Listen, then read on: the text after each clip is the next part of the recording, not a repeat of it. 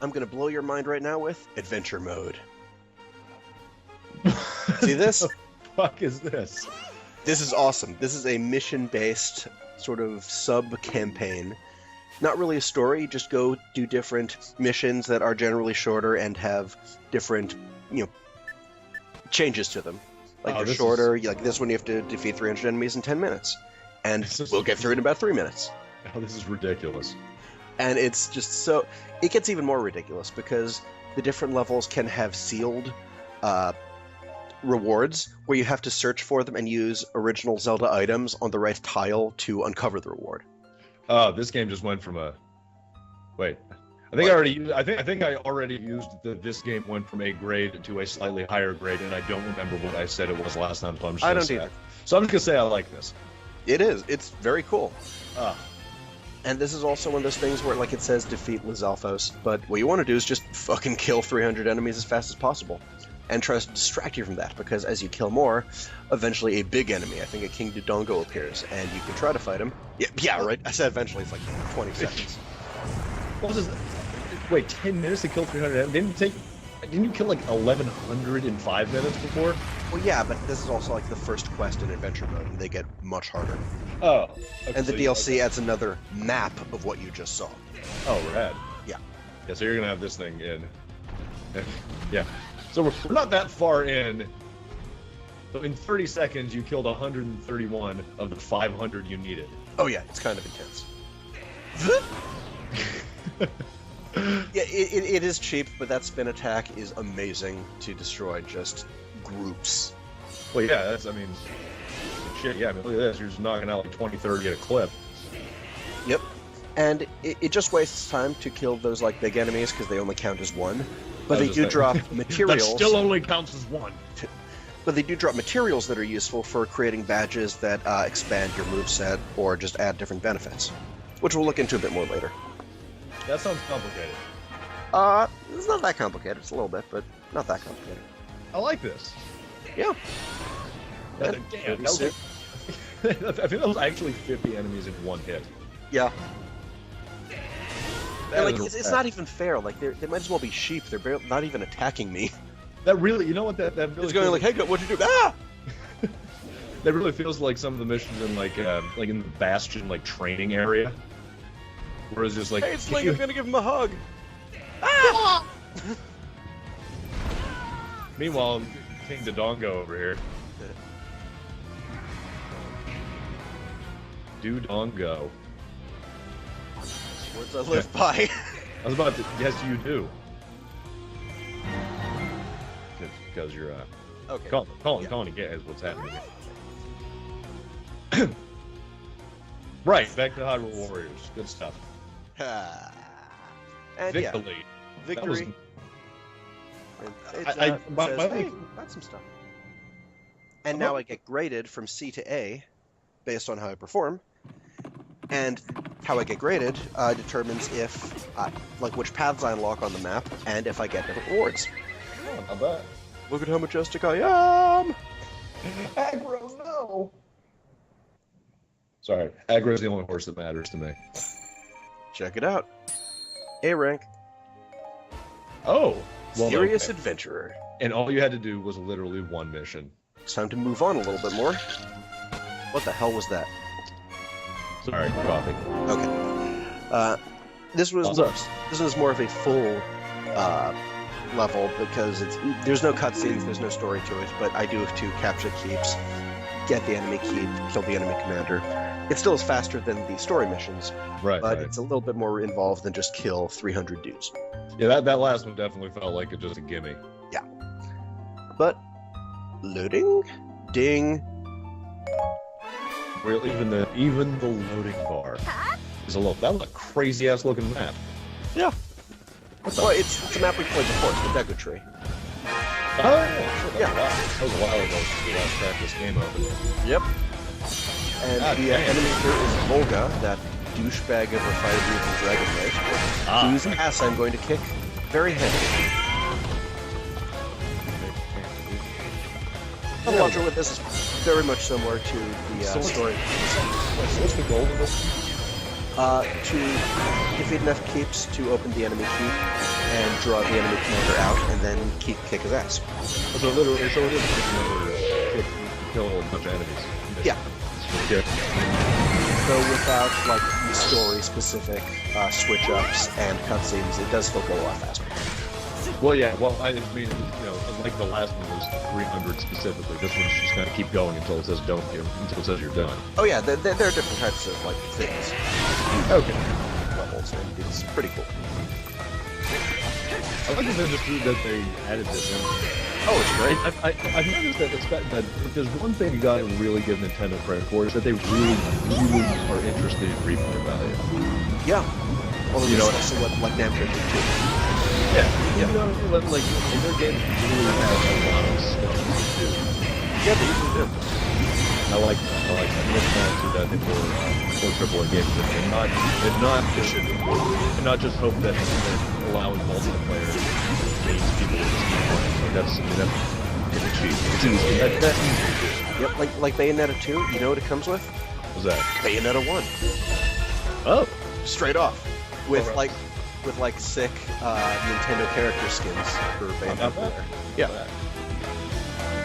And it's a platinum game, so there's already some pretty good like point of platinum games to beat it once, then come back now that you have the skills mastered and beat it as if you need it. Yeah, I like that. I love it. They put more stuff you can do in as a single player. Yeah. Maybe that's, you know what, because I mean, we were talking before about like the problems with doing like Wii games online. Yep. And maybe that's the positive effect. Because I can see that. Because if there wasn't online play. Isn't? It wasn't. It wasn't? There's some. Okay, but it's not like, yeah, there's a couple, but not like a lot. Okay. Yeah. The games end up having a lot more for single players to do, and I like that a lot.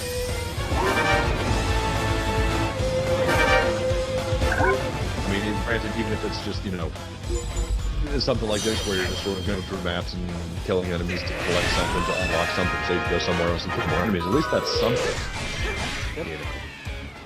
And you'll see that I just collected a berry of water. That's because one of the keeps... like I think it's even raising amongst the enemies. Yeah. Like, it's not even like they charge you, like, swords drawn. No, it's pretty abusive. Like, I'm starting to actually feel bad because they're putting out such a little fight. Yeah, but they're seeing so many of their like friends get wrecked completely, and they're still going. Like at that point, you expect mass assertions of, "Holy shit, this guy is a god king who has destroyed thousands of us." Maybe that's just it. They're just so unintelligent.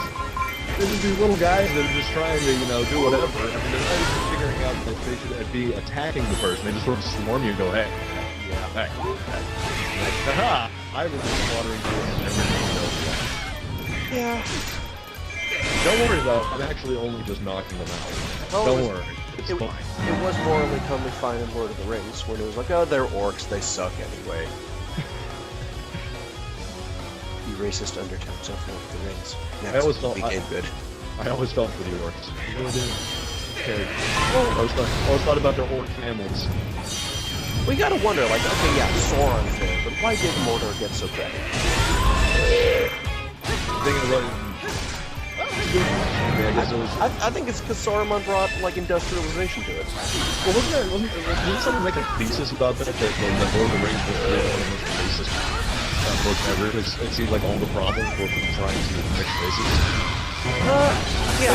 Like everything in the sense of... But I think a lot of nerds have made theses about Lord of the Rings. I'm sure they have. That was one of that was just like that was one that makes it cross the radar as someone who's not a big Lord of the Rings aficionado. Well, it does have sort of that weird thing of, like, you know, humans, dwarves, and elves are very much sort of what they are, and the orcs are like clearly a different species and sort of their nation, but mindless barbarian dudes. Yeah. Just violent, you know. Yep, I know you love it.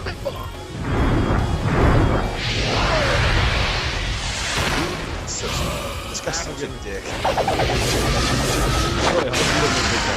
Yep. And the big bomb?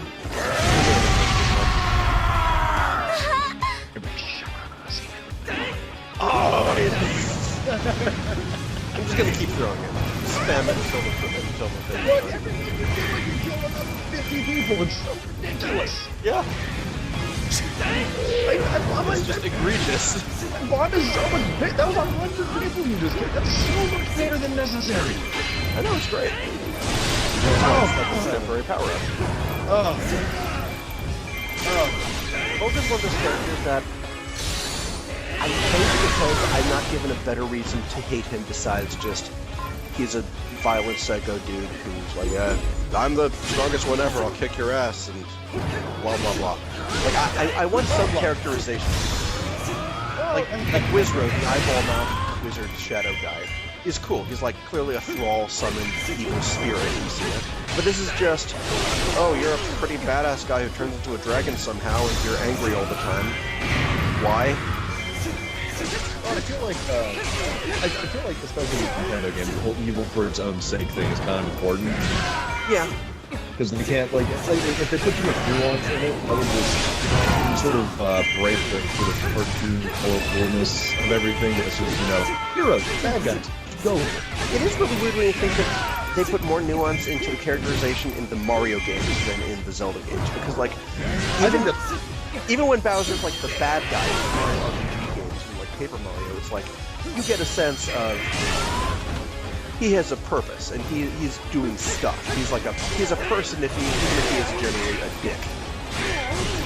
But Bowser as a character is one of those people in the goddamn. He makes no sense. That's what I think. I would love to see Nintendo do with Mario games what they did with the Zelda games. Unify them as one, like, unify every single Mario game. Not like Mario Kart, Mario Tennis, but like every Mario Bros. Mario 64, Sunshine, both Galaxies. But I think those actually are kind of unifying, just not the RPG games. It's the ones where Bowser is less, more of an anti-hero usually. Which is the one where that ends with him and his son like abandoned on an island. Oh, that's Sunshine. And that's after he had like 7 others. Yeah, because that's the thing. Yeah, like there's always children. Like there's just kids in those games. Yeah. I remember feeling really weird about that in Mario 3 because I remember one of them was like really tiny. Yeah. I forget which one. One was like, little. I think Iggy was tiny. I think it was like. Yeah, seriously. I mean, like infinitely tiny. Yep. I was like, Kind of a sharp segue here, but I'm going to show you what the. Sorry to interrupt you, Zach, but this is how you sort of show. This is how you like unlock stuff in the game. Hopefully, I'll show it to you at this point. I kind of wish that they actually had some actual levels like this. Yep. You know, like some of the actual like adventure challenges. I mean, does that come later? But here, look. Yes, I mean, it's just the thing glows. Usually you have to use a compass, but this is a freebie to say, okay, this is how it works. Yeah, but what I mean is, it'd be really awesome, I think, if like... And that means it unlocks a new reward. If like one of the adventures was actually playing like an original style Zelda level, that would be amazing. That would be really cool, but if you want that, you should play 3D.Game Heroes for the PS3. It's basically like original Link, but as like a voxel 3D game. Oh shit. It's really good. That does sound rather rad. Yeah, it is very rad. I'm a fan. I like the sound of that. Yep.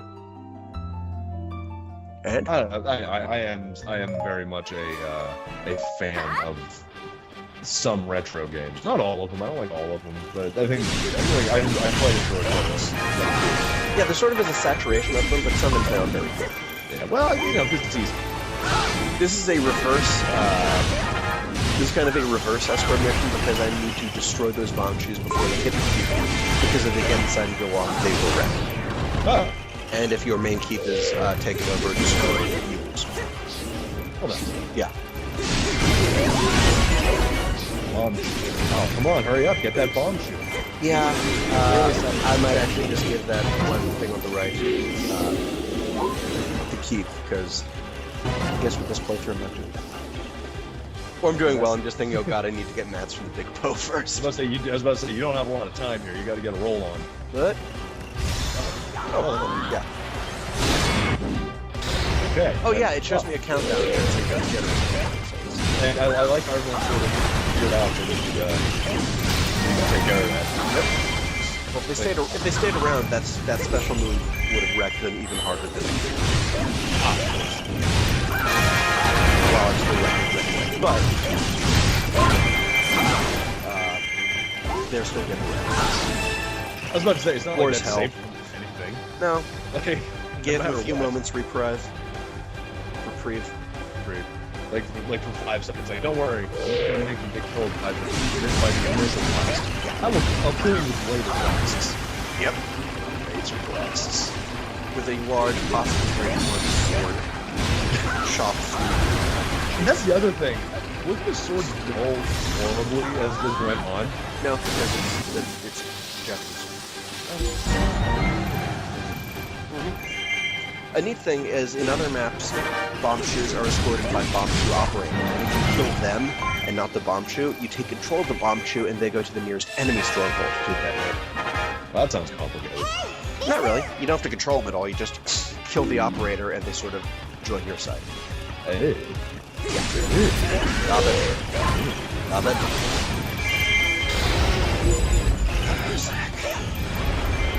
But, God damn it. Wait. But what is very important here is just really the same as before, only I don't think I fight Volga in this level. Which is good, because he's a pain in the ass. His vulnerability window is way too low, so he can actually be kind of tricky to fight if you're a slow character like him. But that's okay, because I'm pretty sure this is kind of the same. Like you said, these are sort of like board. Yeah. Hey, that board looked Clonk. Now you're just doing it just to abuse me more. Yeah. Because you seem to laugh every fucking time.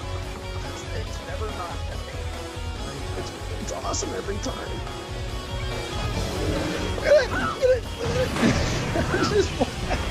Why? I love it. It's so unnecessary. One of my favorite things in Japanese RPG adventure type games are just the comically oversized weapons of everything they do. Yeah, and there are always ones of them, especially. Yeah, I love that. Like anything where like something has like a sword that tries something his entire body for no reason. Yeah, it's pretty great.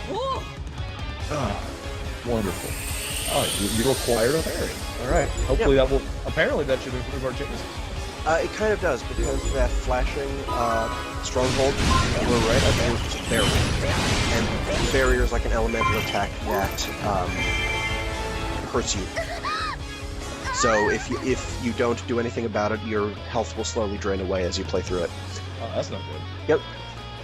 I might actually lose this battle, I don't remember. I recorded this ahead of time, but if you have a fairy, you use it in a level with the with an elemental barrier, and it will dispel the barrier so you don't get hit or don't get hurt by it, and it's just a normal enemy. Yep.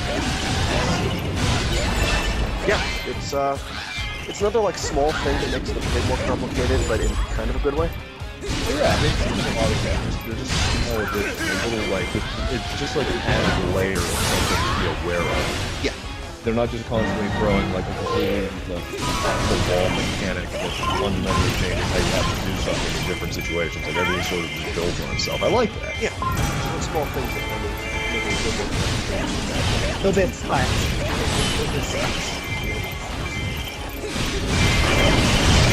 Stop it. I'm just trying to keep it fun. I'm gonna choke you.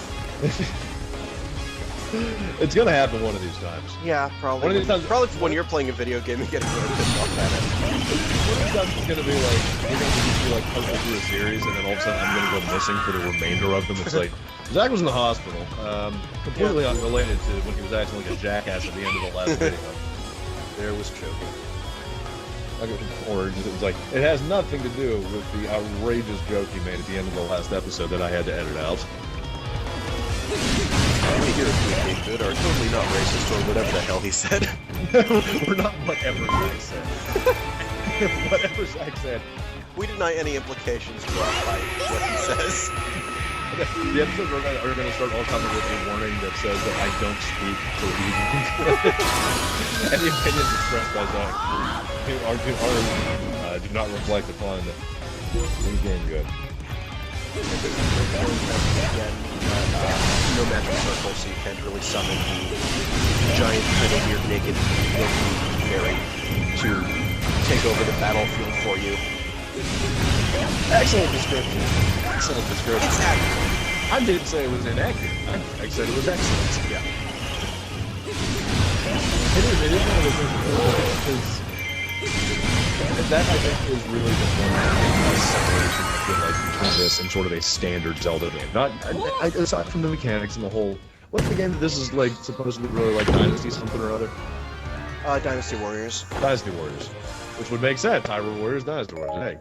Hey, way to pay attention, Zach. In terms of design and everything, that seems to be the primary difference that thanks to Team Ninja. Yeah.